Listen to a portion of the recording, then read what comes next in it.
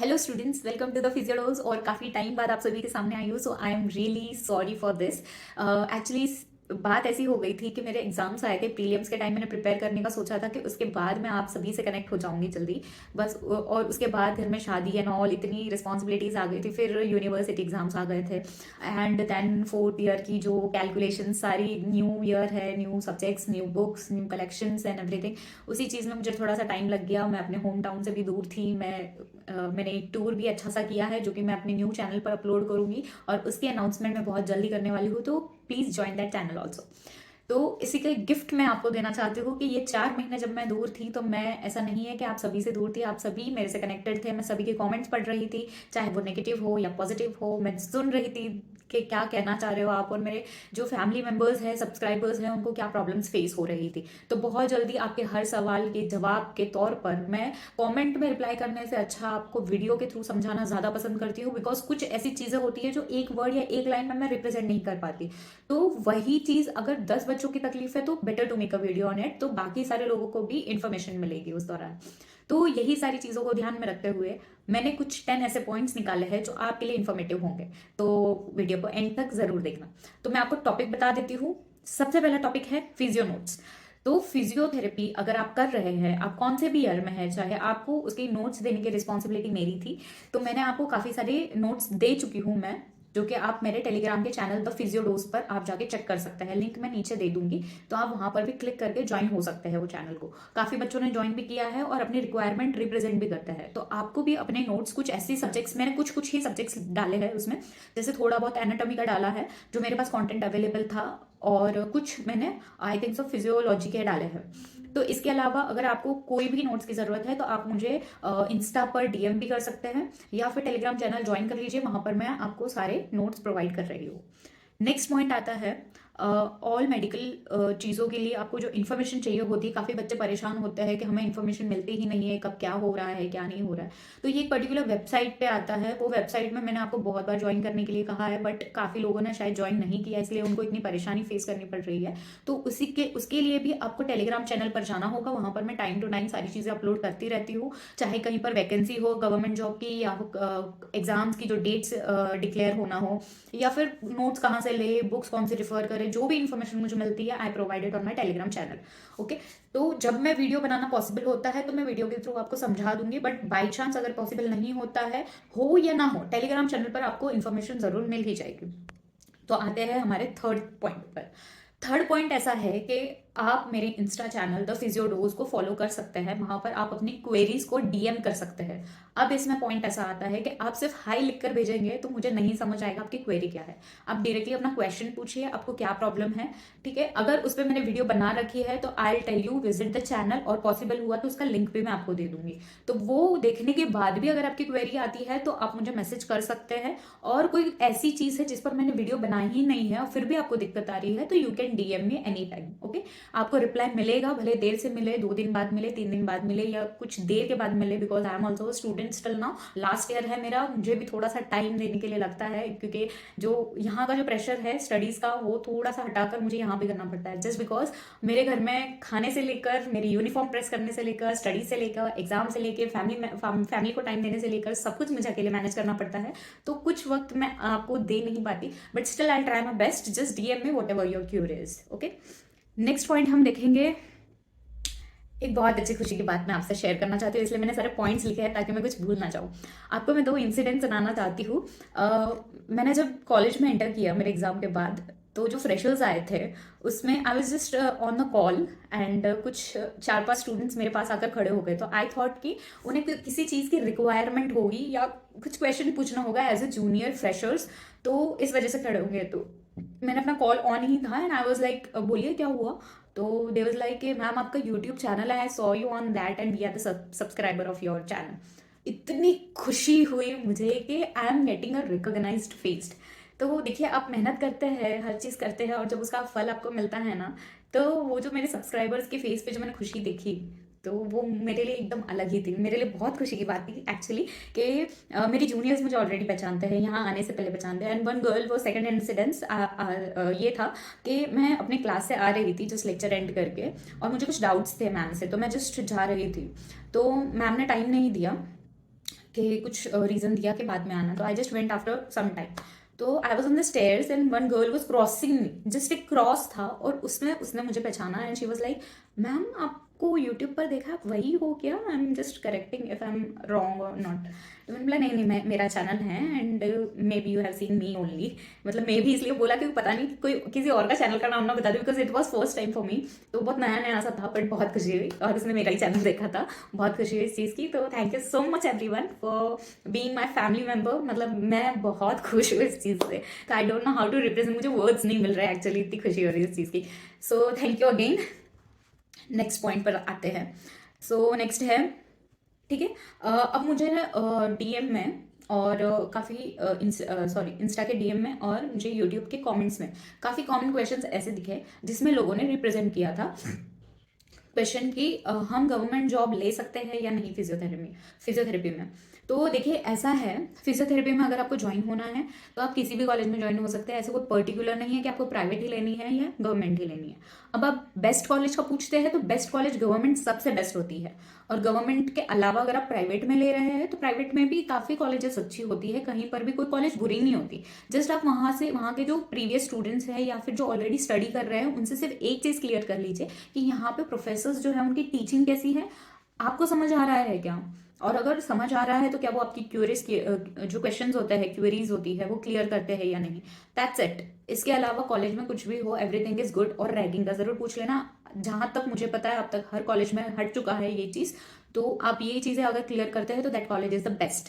Okay. और question, sorry मैं point से थोड़ा हट गई थी।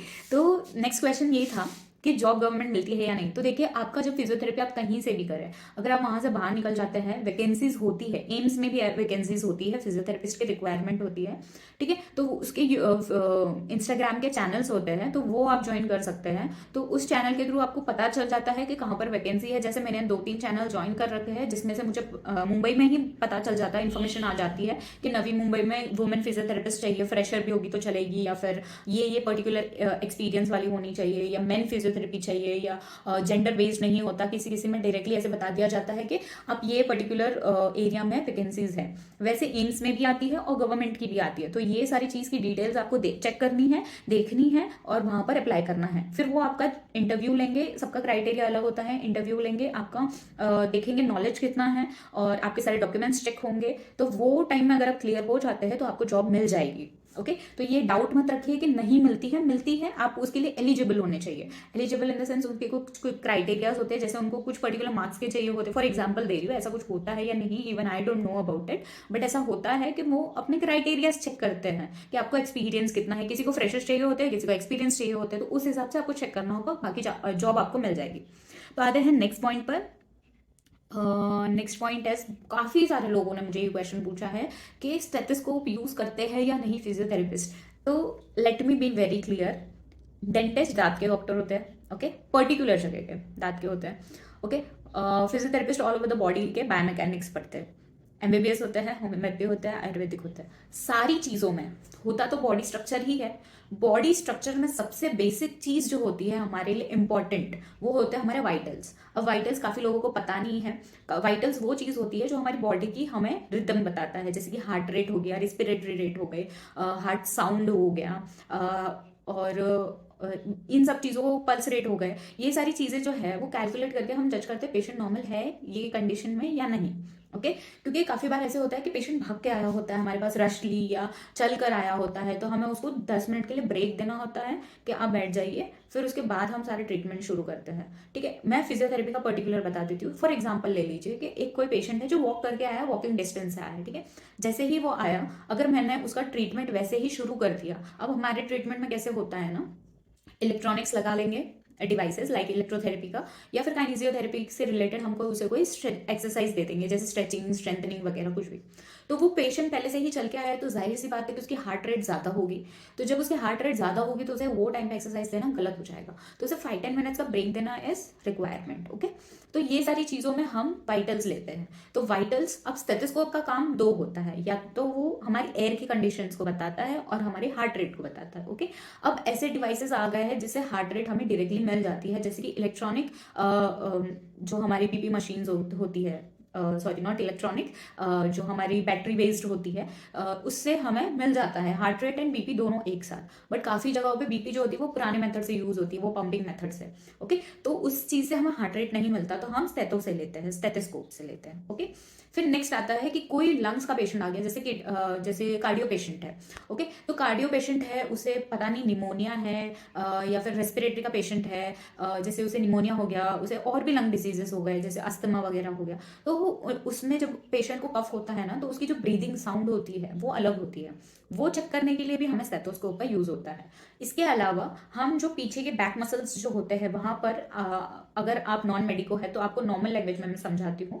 हमारे बैक के जो मसल्स होते हैं ना, वो इस तरीके से, अगर आप नॉन मेडिको है तो गूगल कर लीजिए, मसल्स जो होते हैं वो यहाँ की मसल्स ट्रेपेजियस जो होती है, ऊपर की मसल्स वो ऐसे ट्रायंगुलर, मतलब एक काजू कतली के शेप में होती है। ओके, और नीचे की लैटिसमस डोर्सा होती है जो कि इस शेप की होती है। तो उन सबके बीच में छोटी छोटी मसल्स ऐसे क्रॉस होती है, तो दोनों के बीच में एक ट्राइंगल सा फॉर्मेशन हो जाता है। वहां पर ब्रेथ साउंड बहुत इजीली अवेलेबल हो जाती है, वहां पर सुनना बहुत ईजी होता है, बिकॉज मसल्स जो है बीच में नहीं आती, वो एक गैप होता है वहां पर, वो दैट इज नॉर्मल। ओके, तो वहां पर हम ब्रेथ साउंड वहां से भी ले सकते हैं। तो ये सारी जो चीजें हैं इसमें स्टेथोस्कोप का यूज होता है।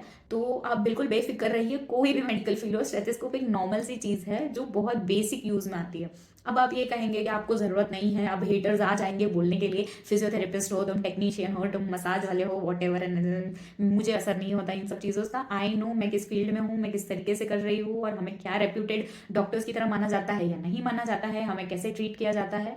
आई नो वेरी वेल कितनी रिस्पेक्ट है इस फील्ड में। ओके, तो रही बात, देखिए हर इंस्ट्रूमेंट ना, नेक्स्ट मुझे ये समझाना था आपको कि हर इंस्ट्रूमेंट एक पर्टिकुलर चीज के लिए होता है। जैसे कि आप देख सकते हैं स्टेथोस्कोप का ये दो ही काम होता है, इसके अलावा इसको किसी और चीज के लिए बनाया ही नहीं गया है। ठीक है, तो जैसे कि हमारी आईज है, इसका सिर्फ काम है विजन करना, कान का काम है हमारे सिर्फ ऑडिटरी रिस्पॉन्सेज देना और बैलेंसिंग के लिए। तो हम कान से तो नहीं देख सकते ना, बिकॉज ये इसका काम है, ये तो नहीं कर सकता, या इसका काम ये तो नहीं कर सकता। तो पर्टिकुलर इंस्ट्रूमेंट्स का पर्टिकुलर काम होता है, वो उसी चीज के लिए काम में आता है। उसी तरीके से तो जो चीज के लिए बना है उसी चीज का यूज होता है, whether it is a physiotherapist और एमबीबीएस, वो भले कोई भी डॉक्टर हो उसी तरीके से काम में आएगा। ओके, तो ज्यादा इस टॉपिक पे डिस्कस नहीं करती हूँ क्योंकि मेरी आदत है बोलते रहने की। तो आते हैं नेक्स्ट टॉपिक पे। हाँ, तो सबसे पहले मैं बताऊंगी मिस्टेक्स जो हर स्टूडेंट करता है मेडिकल कॉलेज में आके, आने से पहले। मतलब ड्रीम सबका होता है कि मुझे मेडिकल कॉलेज में जाना। अब मेरे मैक्सिमम जो कमेंट्स है उसी चीज़ से भरे पड़े हैं, मैम कितने स्कोर चाहिए, कितने मार्क्स में हो जाएगा, कितना लाना चाहिए, कितने का टारगेट लगाऊं मैं। तो देखिए मैं आपको एक एग्जांपल देती हूँ। अगर आप 720 में से 600 का टारगेट लगाओगे ना, तब जाकर आपके 490, 480, 450 तक आएंगे। ओके, ये हर किसी के स्टूडेंट की बात नहीं बोल रही हूँ मैं, बट मैक्सिमम ऐसे होते हैं। ठीक है, फॉर डिस्क्लेमर, वरना हेटर्स फिर आ जाएंगे बोलने के लिए कि आपने ये किस बेस पे बोल दिया। तो ये मेरा एक्सपीरियंस मैं बता रही हूँ, जो मैंने भी गलतियां करी थी कि मेरे नेगेटिव बहुत होते थे। तो मैं जब 600 का टारगेट लगाती थी तब जाकर मुश्किल से मेरे 400 तक आते थे, बिकॉज मेरे काफी नेगेटिव हो जाते थे, उस वजह से मेरे मार्क्स कम हो जाते थे। अगर आपने टारगेट ही 400 का लगाया तो आप सोच लीजिए कि आपके रॉन्ग होने के चांसेस कितने हैं, because you can't be sure ना, हर चीज हर आंसर में आप श्योर नहीं हो सकते कि ये सही होगा। कोई चीज आप तुक्का भी लगाते हो, कोई चीज ऐसे कैलकुलेटिव मिस्टेक्स भी होने के चांसेस है। तो आप ऐसा पर्टिकुलर मत सोचिए कि हाँ चलो 200 में मिल रहा है फिजियोथेरेपी प्राइवेट, तो मैं 200 ही लाऊंगा, मैं 200 जितना ही पढ़ूंगा, ऐसा नहीं होता। और एक और चीज, आप सिर्फ बायो नहीं पढ़ेंगे, आपको फिजिक्स भी पढ़नी है, केमिस्ट्री भी पढ़नी है। ठीक है, इन तीनों सब्जेक्ट को रखा है तो इन तीनों की कुछ तो इंपॉर्टेंस होगी। ठीक है, फिजिक्स जो है वो काम आती है हर मेडिकल फील्ड में। ठीक है, आप टेक्नीशियन, आपको टेक्निकली अभी ठीक है आप एमबीबीएस हो, आपने एमडी किया है या वट एवर, आपने कुछ भी नहीं किया है, ठीक है, आपने फिजियोथेरेपी किया है बेसिकली, बट आपको वेंटिलेटर ही देखने नहीं आता है, तो आप कार्डियो के पेशेंट को हैंडल कैसे करोगे? आपके न्यूरो में उनकी ईसीवी और सॉरी एनसीवी और ईएमजी ही देखने नहीं आता है, तो आप कैसे न्यूरो के पेशेंट के नर्व्स को स्टडी करोगे? आपको एसडी कर्व ही स्टडी करने नहीं आएगा तो आप कैसे स्टडी करोगे? तो ये सारी टेक्निकल चीजें जो होती है वो फिजिक्स से रिलेटेड होती है। तो physics is also important, chemistry हमारे मेडिसिन पर्पज से इंपॉर्टेंट होती है। ठीक है, और बायो जो है evergreen, we are the biology student, तो हमें करना ही चाहिए ये तीनों सब्जेक्ट्स। ओके, नेक्स्ट मैं आपको ये बताती हूँ। बहुत स्टूडेंट्स ऐसे बोलते हैं कि इतना किया तो हो जाएगा क्या, इतना करना ज़रूरी है क्या? देखिए, एक बहुत अच्छी लाइन मैं आपको बताती हूँ, आप में कितना भी टैलेंट क्यों ना हो, इतना सा हार्डवर्क करना ही पड़ेगा। आपको हार्डवर्क किसी भी चीज़ से आप रिप्लेस नहीं कर सकते। Talent is talent, talent present हो या एबसेंट हो, डजेंट मैटर। अगर आपने मेहनत करी है तो आपको फल मिलेगा, अगर आपने मेहनत नहीं करी है तो you will be at that point where you was previously. Okay, तो आप जहाँ पहले थे वही रहोगे अगर आपने हार्डवर्क नहीं किया। हाँ, मतलब आप किसी भी मोटिवेशनल स्पीच को देख लीजिए, वो यही कहेंगे कि आपको कल से बेहतर आपका आज बनाना है। कल आपने जो नहीं किया वो आज करिए, ठीक है। तो ये सारी चीज का एक छोटे से लाइन से मैं एग्जांपल देती हूँ। हार्डवर्क इज इररिप्लेसेबल, आप इसको किसी भी चीज से रिप्लेस नहीं कर सकते, उसकी एक अपनी जगह है। तो हार्डवर्क करिए, डेफिनेटली आपको मिल जाएगा फिजियोथेरेपी। और अगर आप और अच्छे ड्रीम्स रखते हो तो गॉड ब्लेस, आप सभी को हो जाए। जो भी आपका ड्रीम कॉलेज है वो मिले, आपका ड्रीम जो कोर्स है वो आपको मिले, ठीक है। तो आते हैं नेक्स्ट टॉपिक पर, ठीक है। अब एक और मुझे कमेंट ऐसा आया था, वो पर्टिकुलर एक ही कमेंट था, बट मैं स्पेसिफाई इसलिए कर रही हूँ क्योंकि उसे बहुत गंदा वाला कंफ्यूजन हुआ था, तो वो मुझे क्लियर करने के लिए बहुत मन हो रहा था, सो आई टुक दिस क्वेश्चन।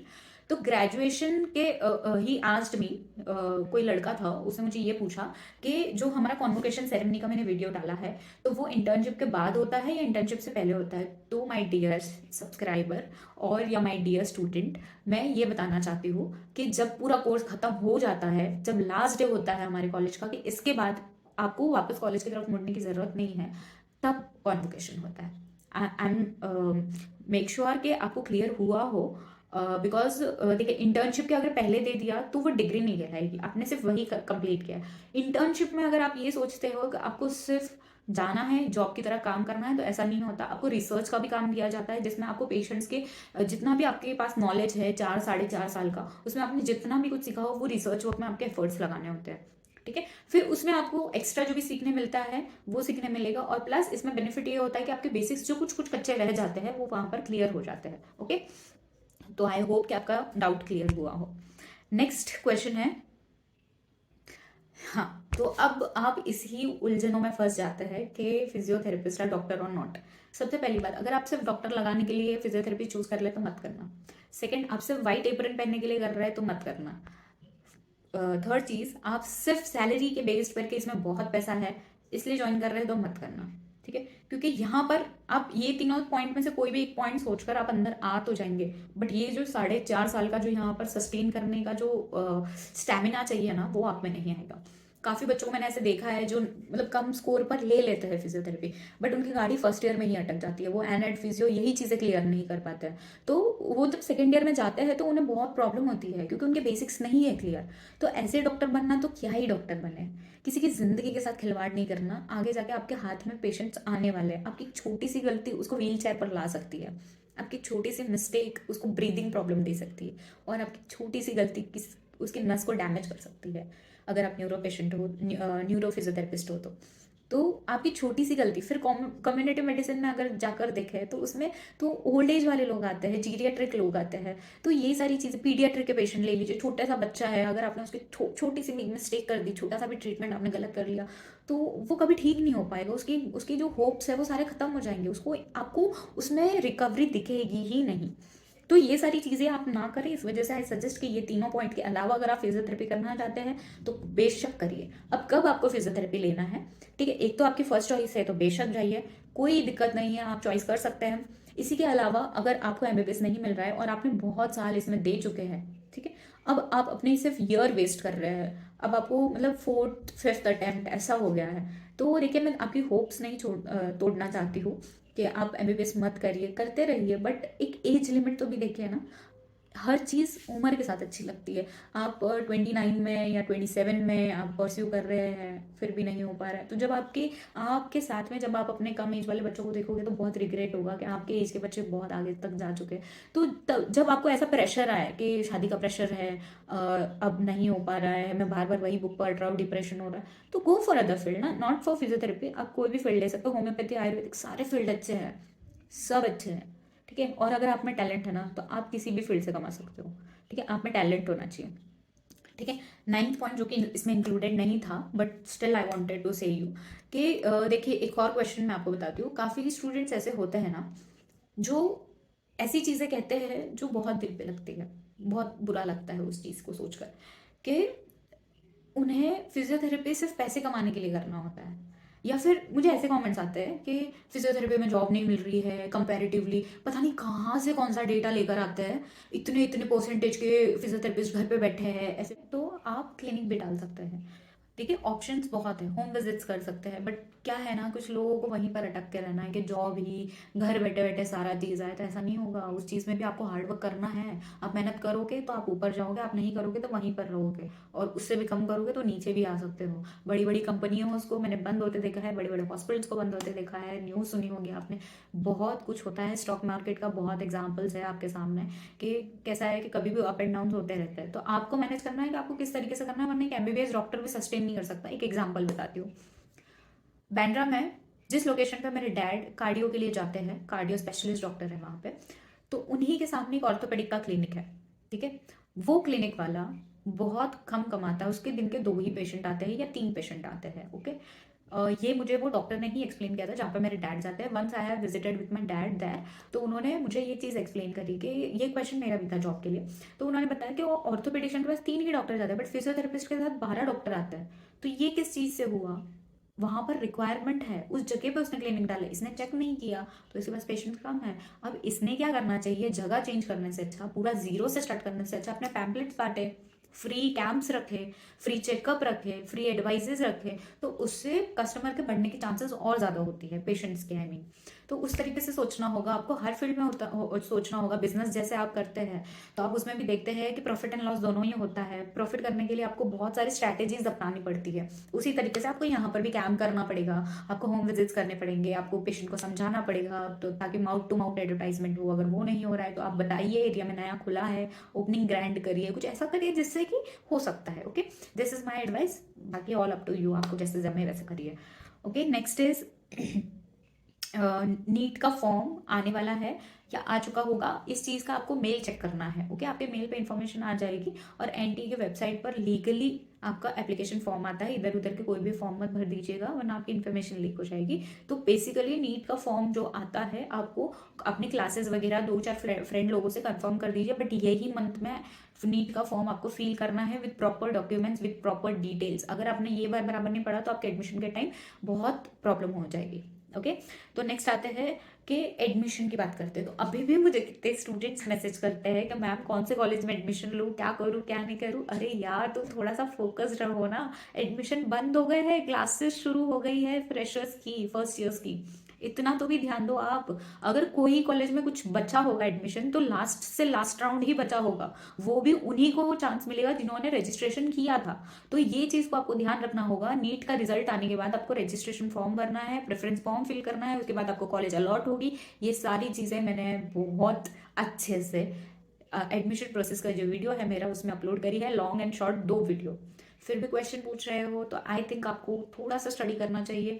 आप सिर्फ घर पे बैठ के ऐसा मत सोचिए हाँ मुझे करना है, ऐसा नहीं होगा। घर आके कॉलेज आपको इनवाइट नहीं करेगी, ठीक है। आपको ये सेलिब्रिटी के बच्चे नहीं होगा आपको कॉलेज सामने से इनवाइट करेगी, आई थिंक उनको भी नहीं होता होगा इतना पैम्परिंग।